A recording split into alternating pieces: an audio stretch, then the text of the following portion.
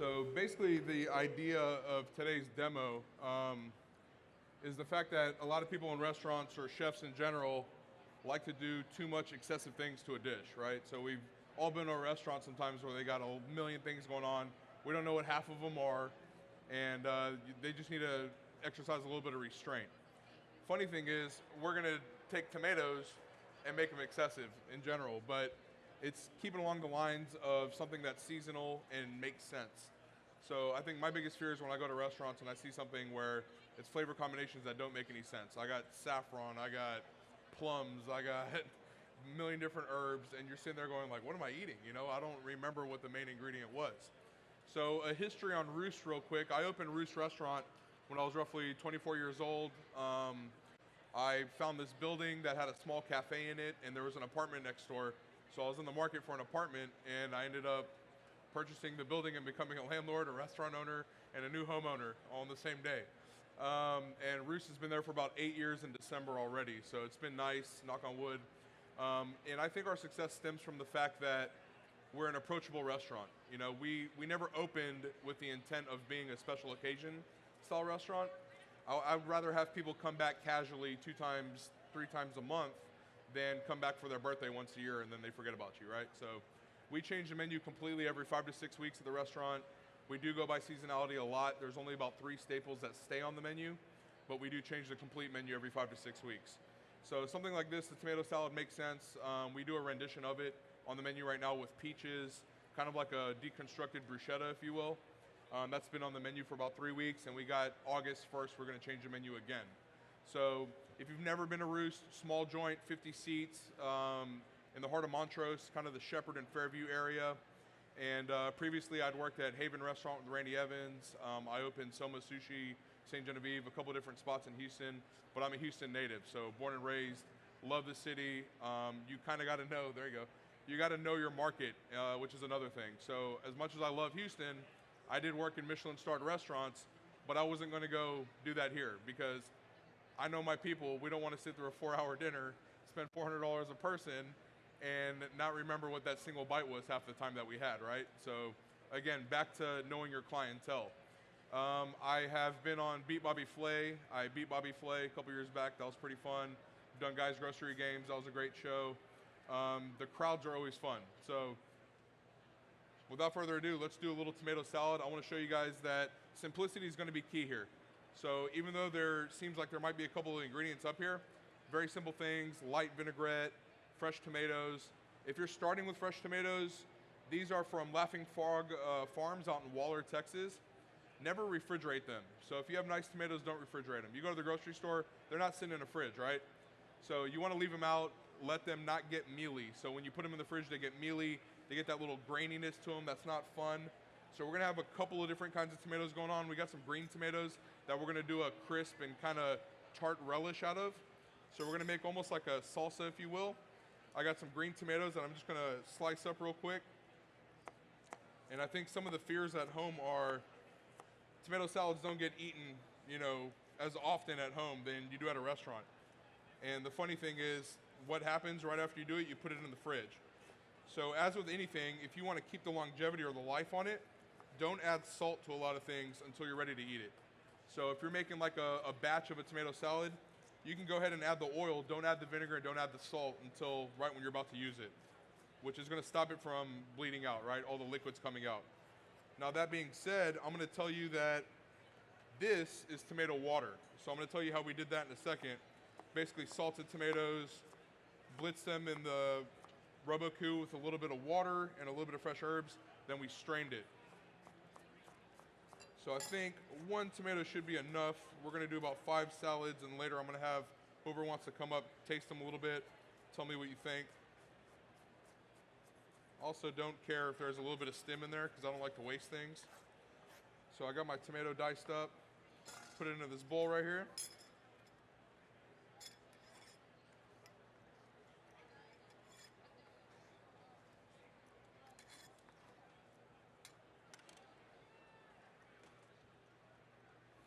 Then I'll also have a little bit of diced red onion that I previously did while I was waiting.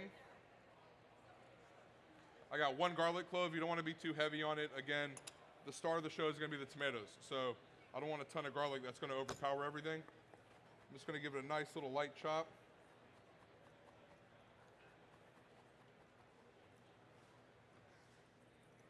And then later I'm going to dress this guy in a little bit of vinaigrette. So I'm going to let this sit for a second. And then your tomatoes. So we got a variety of tomatoes here. I usually like using cherry tomatoes a lot too, but these guys are already slightly soft. So we got these in about Saturday morning and we just left them out. They're pretty much exactly where I want them to be. Every now and then you're gonna get kind of mushy tomatoes. What do you do with those, right? You save them for sauce. You save them for fun things like that. There's no reason to really throw them away. And when you do your slices, don't try to be too uniform. If you want to keep them chunky, keep them wild looking, that's fine. There's no perfection at home, right?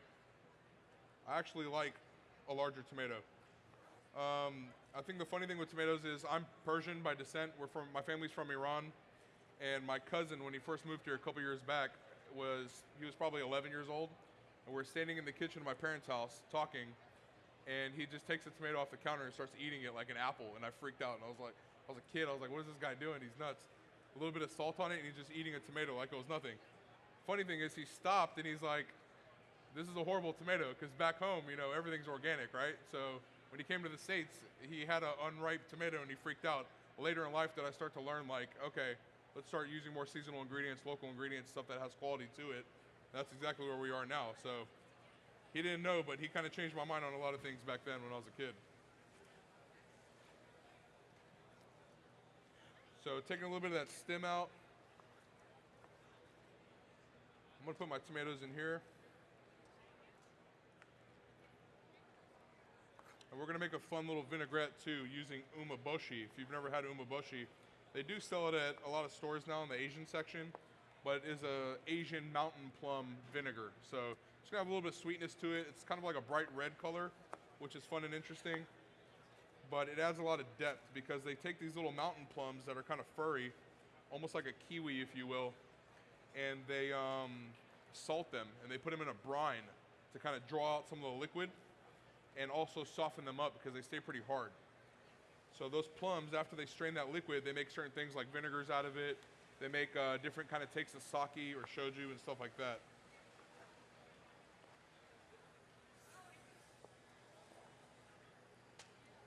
Actually, the guy that gave me my first kitchen job is right there, Ojan. He's now with Cisco, so when I was getting out of culinary school, I was desperate for a job, and we were doing an event together, and Ojan said, you know what? I'll give you a chance, so let me hire you and see how it goes.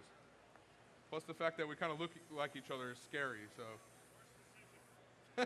Worst decision is what he said. Thank you, I appreciate it.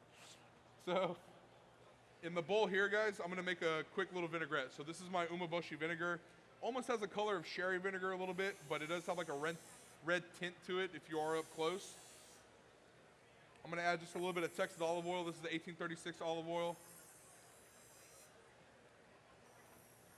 And then a little touch of salt and pepper, super simple. Again, that vinegar does have sweetness to it, so I'm not gonna add any kind of honey or anything crazy. What I have here is a little bit of dehydrated tomato mixed with Aleppo pepper. So we basically sliced some tomatoes thin, dehydrated them overnight, put them in a Roboku and made almost like a powder, or looks like a thick pepper, if you will. I'm gonna put just a touch of that, and later I'm gonna put a little bit on the dish just to dress it. Got my spoon. Put that guy aside for a second. These are just fresh herbs that I've had covered with a napkin. Mint, parsley, dill. And this guy right here is a little bit of burrata cheese.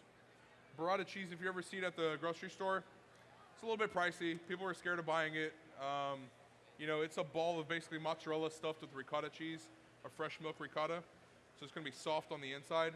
We basically take that, put it in a little bit of blender with sour cream, and then blitzed it up. Put a little bit of salt and pepper in that also. So I'm gonna put all my ingredients aside, and then last but not least, the tomato water. So overripe tomatoes, like I said earlier, you don't wanna throw them away, right? So we kept them, we salted them, put a little bit of fresh thyme and a little bit of garlic, and then let that sit, and then pureed it, and then strained it. Chris Shepard, how you doing? What's up, Chris? And pureed that guy up, and then we strained it through a coffee filter overnight. So that's what you have here is like a clarified kind of tomato water. That's gonna be on the bottom of my dish, just kind of give it a broth, if you will, add a little bit of body to it and give you more of that tomato flavor. So again, tomatoes on tomatoes on tomatoes as much as we can. What I'm gonna do is take my coupe plate here. I'm gonna start with the tomatoes because the cheese, if you put it on the bottom and you mix it with the liquid, it's gonna run, it's gonna melt into each other, and it's gonna look really weird. So I'm gonna take my tomatoes and lightly salt them at this point, because if I would've done it earlier, they would've bled a little bit and caused them to be a little bit too soft, right? Take my spoon. And if you wanna be fancy at home, like the restaurants, you plate around the edge of the plate. That's all, we charge you for that. That's the only difference. So you can do it too. So I'm gonna take some of my tomatoes, pile them a little bit high. Take a little bit of this relish. Toss it with about a good tablespoon and a half of this vinaigrette just to soften it up a little bit.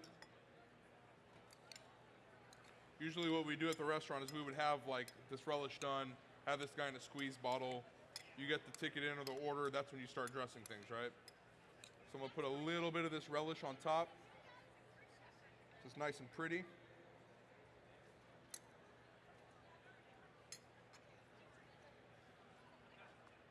Then that's when I'm gonna put the cheese. So the cheese here is acting like my glue. So if the tomatoes slide around, there's gonna be cheese that kind of form a wall so it doesn't go anywhere. And I'm only gonna use a little bit. This is pretty strong. So I just want a couple little dollops, right?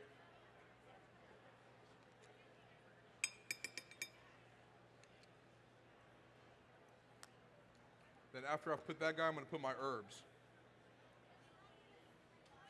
So again, mixed herbs, a little bit of dill, parsley, mint. Got a little bit of Thai basil in there, which is nice. Almost has like a kind of anise finish to it. A little bit of my herbs on top. And then that's when I'll hit it with a little bit of this dried tomato with Aleppo pepper. So you still see the color and see the red, right? And then right at the end, that's where we're gonna add a little bit of this tomato water. Good part about this dish is you can have a lot of these ingredients done in advance, right? I'm not having to struggle and run around and grab things. They can stay chilled, leave your tomatoes out, like I said. Even if you cut them the day of, the morning of, they can sit out for a while. Nothing's gonna happen to it.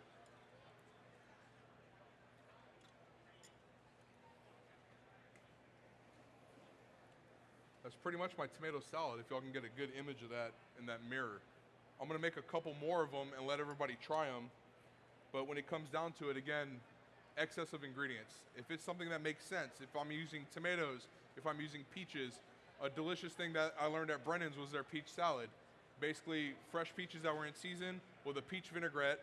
You have sliced peaches in there, arugula, and the dressing was literally like 4 ingredients. It was like 1 shallot to about a pound of peaches, a little bit of olive oil, and a little bit of rice wine vinegar, and that's pretty much it. Depending on the sweetness of the peaches, we would add a little bit of sugar or honey to it, and then blitz that up, and that was your vinaigrette. So still to this day, I still remember that recipe, and then we would also use it with strawberries, we'd use it with blueberries, we'd use it with blackberries, whatever we were getting in. So if you have a good ingredient to start with, you don't really need to alter it too much, right? Just keep it what it is, let that thing shine. You're gonna get a really nice depth or punch from that tomato water, which is good. I know a lot of people at home are scared of using certain ingredients or scared of just techniques. The foundation of it is, when it comes to cooking items, not that it's pertinent to what we're doing here, don't overcook anything. Like, things that you take off the heat are still cooking, right? There's no reason to cook it to death.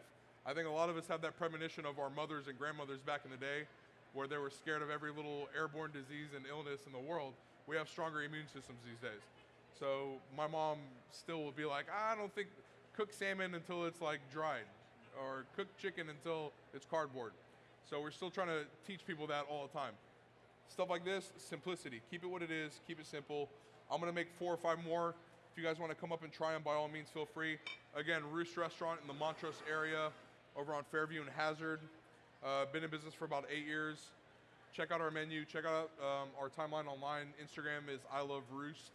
And if y'all wanna come up here, I have some gift cards too for people. So anybody that hasn't been to the restaurant, I got $10. Y'all can come by and check us out, all right?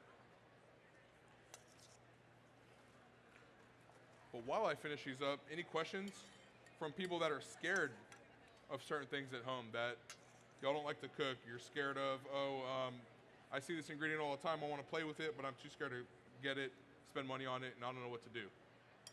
You have anything? You have anything? You're looking at me like, huh? Yeah? Feel free. I'll put it down here so you can look at it while I plate these guys up.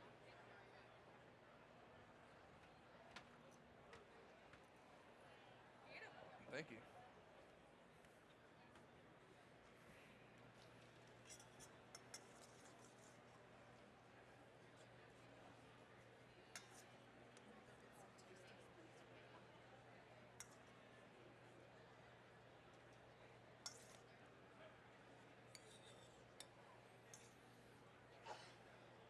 Other ways you can doctor this up too is if y'all wanted to add any kind of like fresh fruit or anything to it too, you can always do that.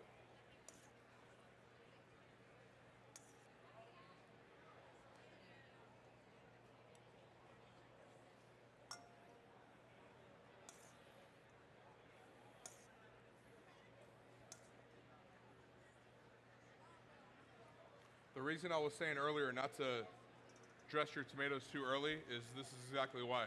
In that 3 minutes or so that I added salt, that's all the liquid that comes out of it. So you want to really like watch out and take it easy because they'll start to bleed out and they get really mushy, which is exactly what you don't want.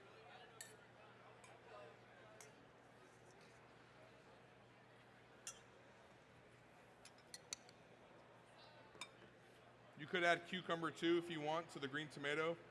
If you guys aren't green tomato fans or it's a little too tart and tannic for you, you could add a little bit of English cucumber to mellow it out or just make it with cucumber in general.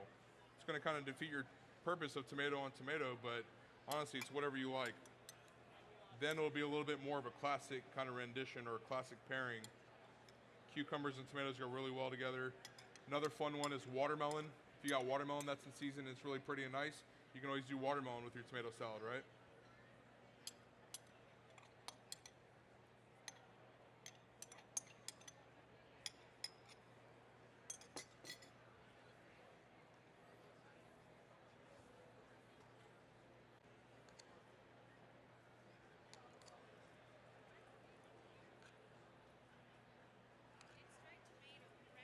As well as that? The liquid or this guy? This is a dried tomato mixed with a little bit of Aleppo pepper. So Aleppo pepper is like a Syrian chili that is dried. It's got a little bit of heat. It's almost like a fresh dried, like New Mexico red chili kind of flavor to it. Almost like a smokiness to it. And then again, this is that burrata cheese, the mozzarella with the ricotta on the inside.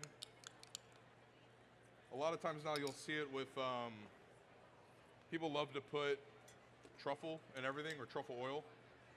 So every now and then you'll see that. I just buy the simple one or we make it in-house every now and then depending on what's going on.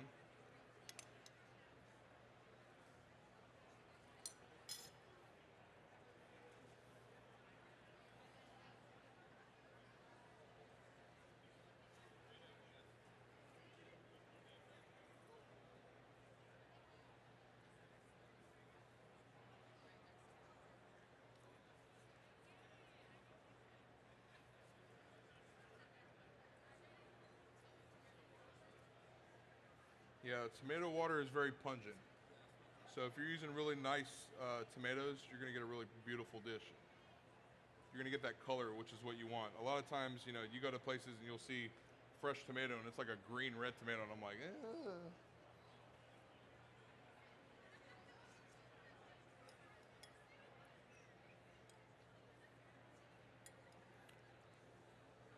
The beauty of it is you put it through a coffee strainer and you just set it and forget it. Put that thing in the fridge. That's when it's okay because you've already beat up the tomato, right? So you're not worried about how it's gonna look. But you put it in the fridge with a little coffee strainer and usually like a chinois or a little china cap under it. And then just let that tomato filter out and all you get is just clean tomato water.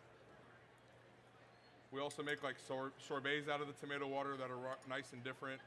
One of the most interesting things we did at the restaurant was a play on a caprese salad as a dessert. So we did tomato sorbet.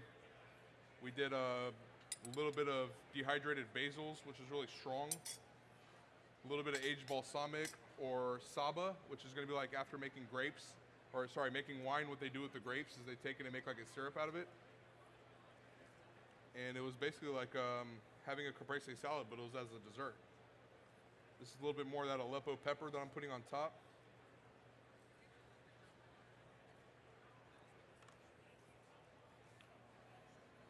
I'm gonna bring some of these guys up if anybody wants to taste it.